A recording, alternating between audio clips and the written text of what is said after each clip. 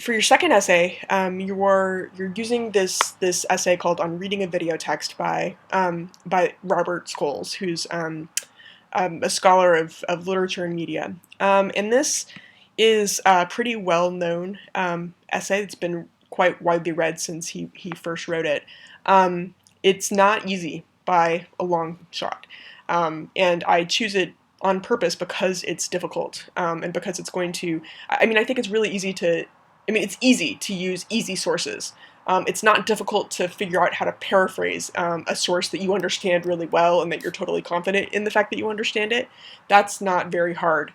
It's a lot harder to figure out how to paraphrase, to explain, and then to use a source that is actually testing your ability to understand it. So that's why I've chosen this difficult source for you. So that's intentional. You should find it pretty challenging.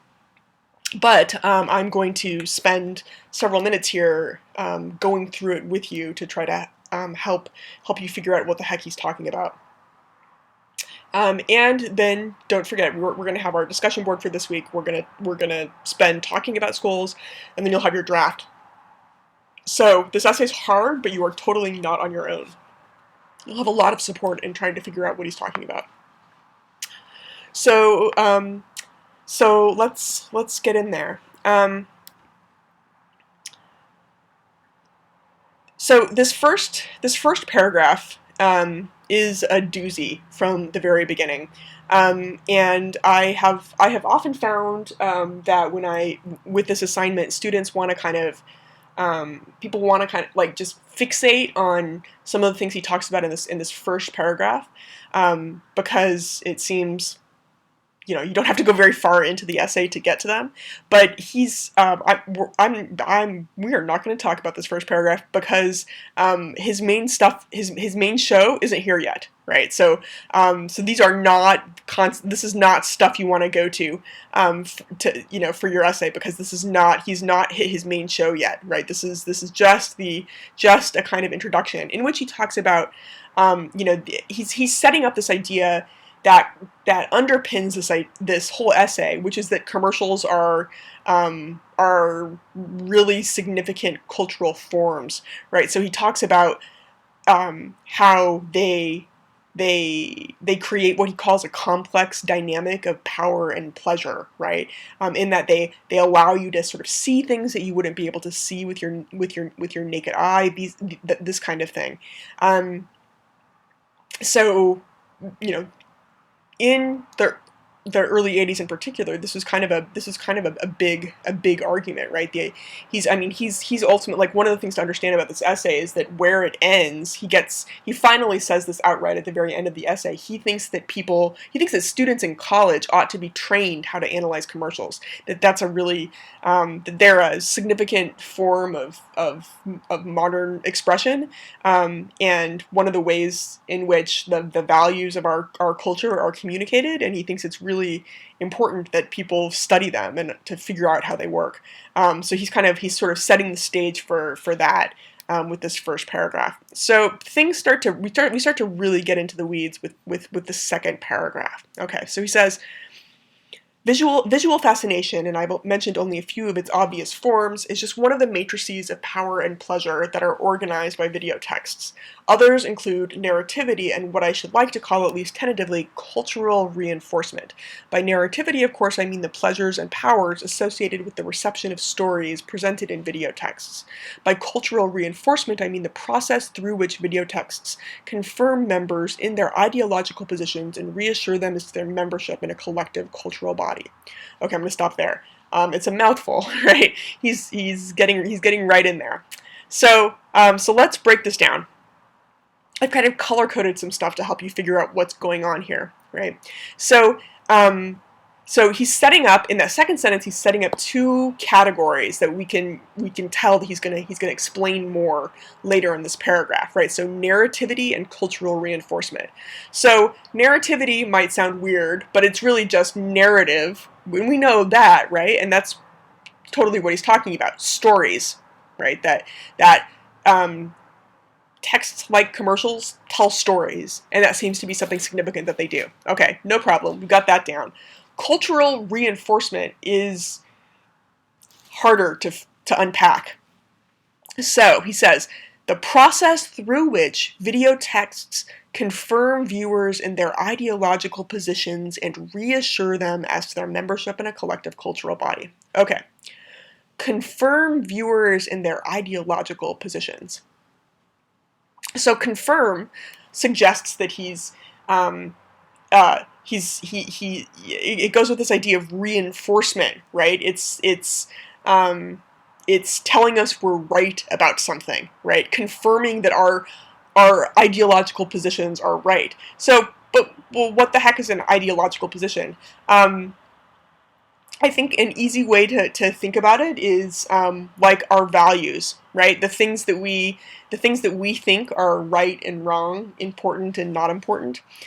We've all got ideological positions. It's something that happens when you live in a society and you're a human being.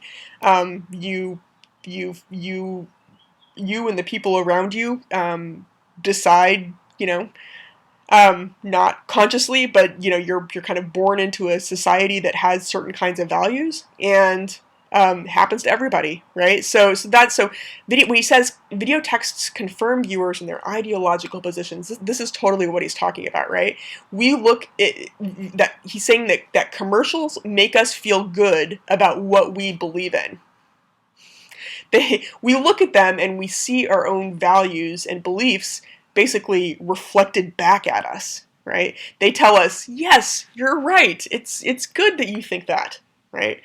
If we add on the second half of that sentence, he's talking about something very similar, right? He says, the video texts reassure them as to their membership in a collective cultural body. So what he's saying here is that they make us feel like we belong, right? That we're part of this collective cultural body, that we're part of a society of people who share our same values. And that would be, you would think, a pretty good feeling, right? So commercials have this really significant role here, according to what Scholes is saying. Right? He's saying that that these commercials make us feel good about what we believe in, and they make us feel like we belong, like other people also believe the same thing that we believe. Okay, so the second half of this paragraph is really interesting. I'm not going to read it, but what he's going to go on to talk about here is that he thinks that he compares commercials to really important forms of literature from earlier human generations. So to the epic poem, to the romance, to the novel. So you guys know about epic poems. When we're talking about like the Odyssey, the Iliad here, right? We're talking about Homer, and Scholes says what the epic poem did for ancient cultures. The media, and especially television, now do for the commodified, bureaucratized world that is our present environment. So he seriously thinks that commercials are like the epic poetry of our age. That's a big claim, right? Even if you don't agree, it makes you. It's hard to be bored by that claim. I would suggest. Okay, so the next paragraph, I'm also not gonna read. You could totally pause here and take a little bit of time to read this paragraph. This is a paragraph you're all gonna have one just like it in your essay. It's where you describe your commercial for a reader who may not have seen it. Okay. Okay. After he's done that, he really gets into his analysis. So he writes, in processing a narrative text, we actually construct the story, bringing a vast repertoire of cultural knowledge to bear upon the text that we are contemplating. Our pleasure in the narrative is to some extent a constructive pleasure based upon the sense of accomplishment we achieve by successfully completing this task. By getting the story, we prove our competence and demonstrate our membership in a cultural community. Okay, let me stop there. So, we like commercials because we get them, right? They make us they make us feel good. They make us feel like we belong. Here he goes back to this idea of a membership in a cultural cultural community, right? When you feel good about a commercial, he's saying it's because it's reassuring you, that you belong, right? That you figured it out. You know what this commercial is suggesting, what it's valuing, and that you feel like you belong. Okay, to pick it back up with schools. And what is the story that we get? It is the myth of America itself, of the racial melting pot, of upward mobility, of justice done without fear or favor. The corporate structure of baseball, with minor leagues offering a path for the talented to the celebrity and financial rewards of the majors, embodies values that we all possess, we Americans, as one of the deepest parts of our cultural heritage or ideology. It is, of course, on the playing field that talent triumphs most easily over racial or social barriers. Every year in baseball, new faces arrive. Young men, having proved themselves in the minors, get their chance to perform at the highest level. Yale graduates and high school dropouts who speak little or no English are judged equally by how well they hit, run, throw, and react to game situations. If baseball is the national pastime, it is because in it our cherished myths materialize, or appear to materialize. So when we watch this commercial, we feel good because we get that it's portraying this myth of America. And by myth, Scholes doesn't mean that it's just a story, that it's fake, right? Myths are stories that they're neither fake nor true, right?